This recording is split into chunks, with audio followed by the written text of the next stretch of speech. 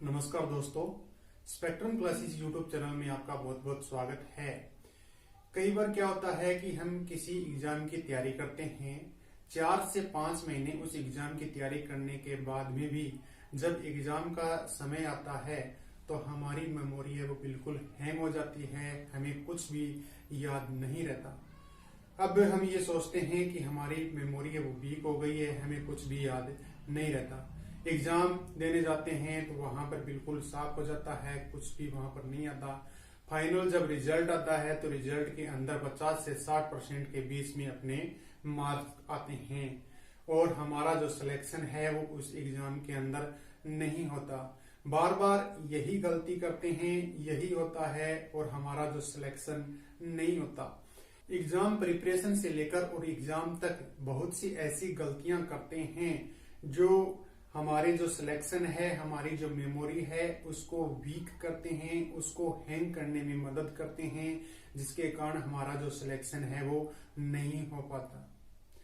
क्या है गलतियां जो हम बार बार में करते हैं और क्या हमारा स्टडी प्लान रहेगा, उसके बारे में हम इस वीडियो के अंदर जानेंगे कि हम कैसे 3 महीने के अंदर तैयारी करके और एग्जाम के अंदर 80 से 90% के करीबन अपने मार्क्स ला सकते हैं। वो हम एक 3 महीने के स्टडी प्लान के द्वारा समझेंगे।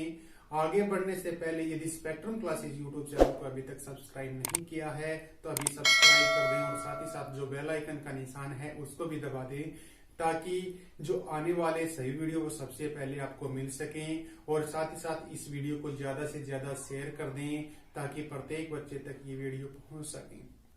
सबसे इम्पोर्टेंट क्वेश्चन होता है कि हाउ टू रीड, हमें कैसे पढ़ना चाहिए, क्योंकि जो भी हम पढ़ते हैं वो हमारी मेमोरी के अंदर स्टोर होता है और मेमोरी के अंदर जितना स्टोर होगा, यदि हमने सही ढंग से नहीं पढ़ा तो वो हमारी मेमोरी के अंदर सही ढंग से स्टोर नहीं होगा और एग्जाम के समय में उतना बैकअप नहीं मिल पाएगा जितना हमें आवश्यकता है। तो सब कुछ डिपेंड करता है, वो पढ़ने के तरीके के ऊपर डिपेंड करता है। और एक चीज और ध्यान रखनी चाहिए कि एग्जाम के अंदर सिर्फ मल्टीपल चॉइस क्वेश्चन आएंगे। कई बार हम क्या करते हैं कि कुछ चीजों को बार बार में रटने लग जाते हैं और रट्टाफिकेशन करने से भी हमारी जो मेमोरी है वो डाउन हो जाती है और हमें कुछ भी याद नहीं रहता। हमारी मेमोरी मैक्सिमम बैकअप दे, इसके लिए हमने एक 3 मंथ का एक स्टडी प्लान तैयार किया है। उसके जरिए आप तैयारी करते हैं तो आपके मैक्सिमम 80 से 90% के करीबन आपके नंबर आने के चांसेस हैं। जब भी हम कभी एग्जाम की तैयारी करते हैं तो हमें स्टडी मटेरियल की बहुत ज्यादा आवश्यकता होती है।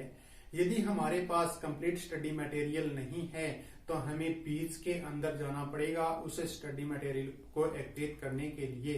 तो उन सब से बचने के लिए एग्जाम की तैयारी करने से पहले चाहे 1 दिन लगे या 2 दिन लगे, हमें अपना जो स्टडी मटेरियल है उसको एक्टिवेट करना है। यदि कंप्लीट स्टडी मटेरियल अपने पास में होगा तो हमें तैयारी करने में किसी प्रकार की कोई दिक्कत नहीं होगी।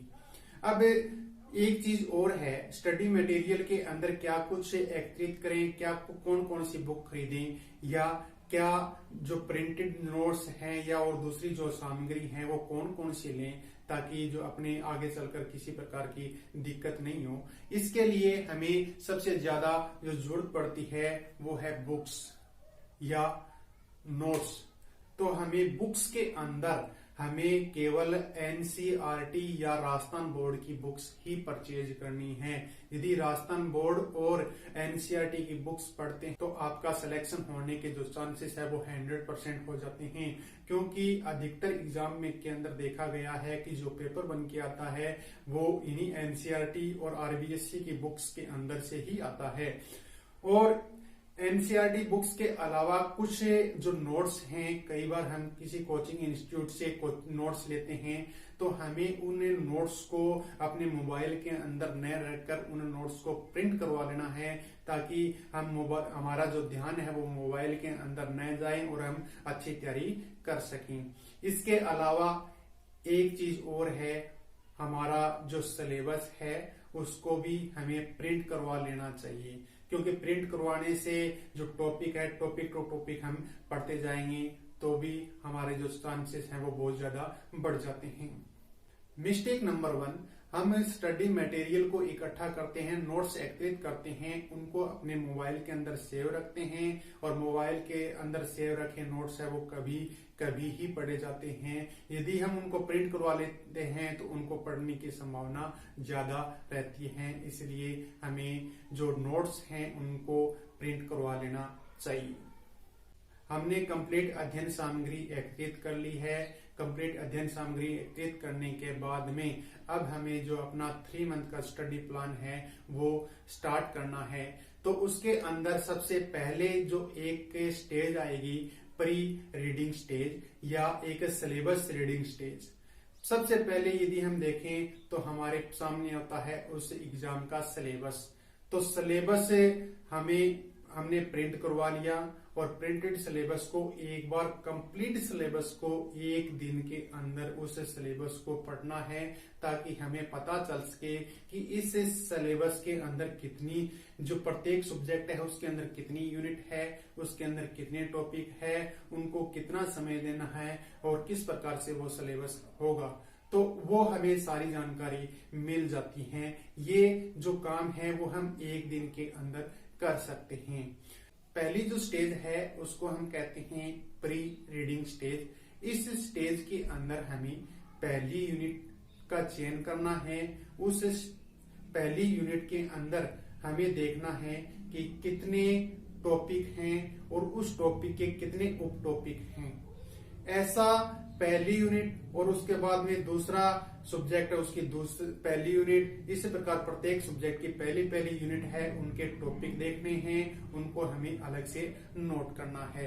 उसके बाद में दूसरी यूनिट आ जाती है, तीसरी यूनिट आ जाती है। प्रत्येक के पहले पेज से लेकर उस यूनिट के लास्ट पेज तक ये हमें ऐसे ही करते जाना है, ताकि जो हमें पता चल सके कि एक टॉपिक है उसके कितने उप टॉपिक हैं, फिर दूसरा टॉपिक आएगा, फिर तीसरा, इस प्रकार उसके टॉपिक और उप टॉपिक का हमें अध्ययन करना है।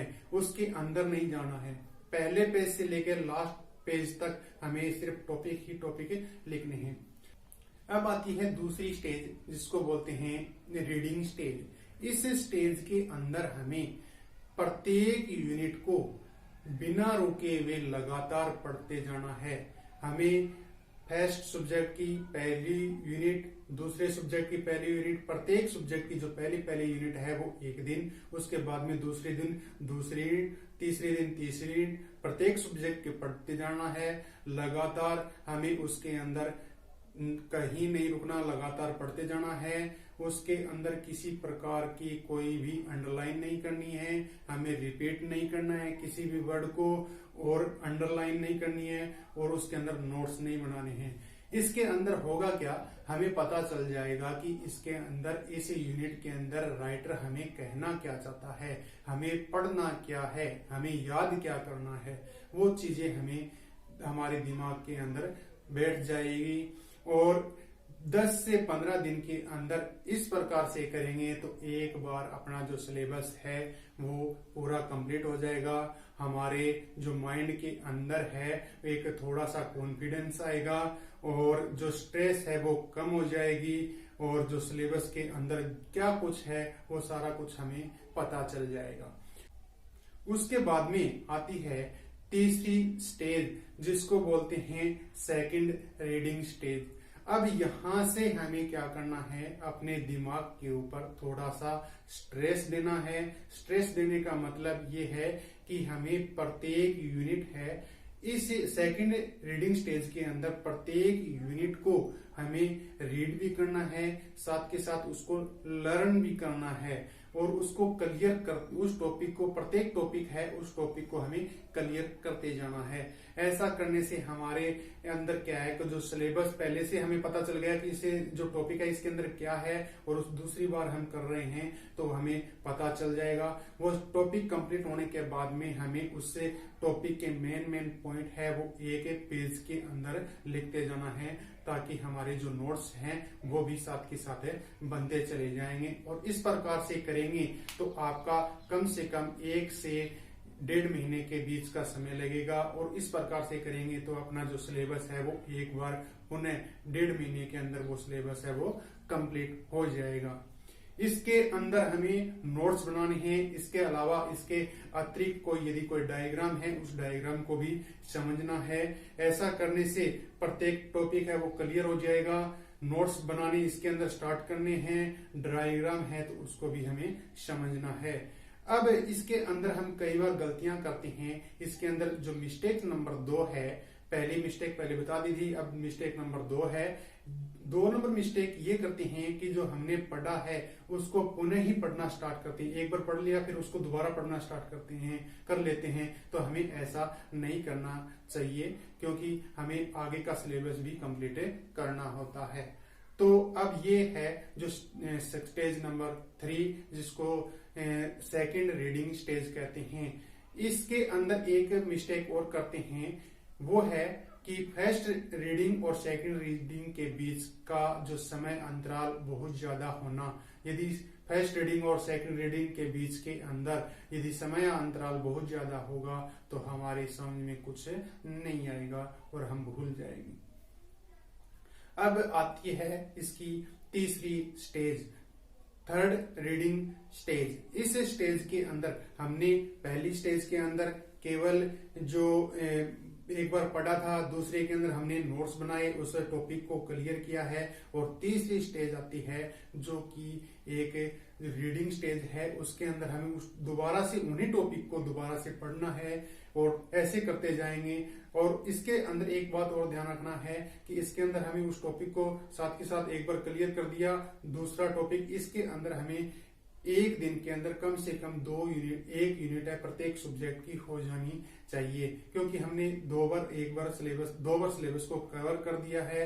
और इसके अंदर हम उस टॉपिक की आउटलाइन डायग्राम है वो बनाने स्टार्ट कर देंगे। और इस प्रकार से यदि आउटलाइन डायग्राम बनाएंगे तो 5 से 10 दिनों के अंदर एक बार पुनः अपना जो सिलेबस है हो जाएगा। उसके बाद में आता है अगली जो स्टेज आती है, उसके अंदर हमें करना है सिर्फ प्रैक्टिस और प्रैक्टिस। क्योंकि जितनी ज्यादा हम उन्हीं टॉपिक को दोहराएंगे, उन्हीं टॉपिक को दोहराने से हमारे दिमाग के अंदर एक जो स्ट्रेस लेवल है वो कम हो जाएगा और जो जितने भी टॉपिक हैं वो हमारे क्लियर होते चले जाएंगे। क्योंकि हमारी जो एग्जाम है उसके अंदर केवल मल्टीपल चॉइस क्वेश्चन आते हैं। उनमें मल्टीपल चॉइस क्वेश्चन को यदि हमारा पढ़ा होगा तो हम उन मल्टीपल चॉइस क्वेश्चन को हमें एग्जाम के अंदर से देख के और उनको सही कर सकते हैं। यदि इस प्रकार से आप तैयारी करते हैं तो आपके 80 से 90% के करीब नंबर आ सकते हैं। अब आगे रीड का जो सिलेबस है उसको हम प्रत्येक सब्जेक्ट है उसको हम कैसे पढ़ेंगे, साइको, हिंदी, इंग्लिश, संस्कृत और जो अपना जो सब्जेक्ट है एसएसटी और साइंस मैथ, इनको हम कैसे पढ़ेंगे। प्रत्येक जो सब्जेक्ट है उनको पढ़ने का तरीका अपना अलग अलग होगा, तो उनके बारे में हम आने वाले वीडियो के अंदर बताएंगे। यदि मेरा ये वीडियो आपको पसंद आए तो मेरे इस वीडियो को लाइक करें और जो मेरे इस चैनल को सब्सक्राइब कर दें और इस वीडियो को ज्यादा से ज्यादा शेयर करें। धन्यवाद।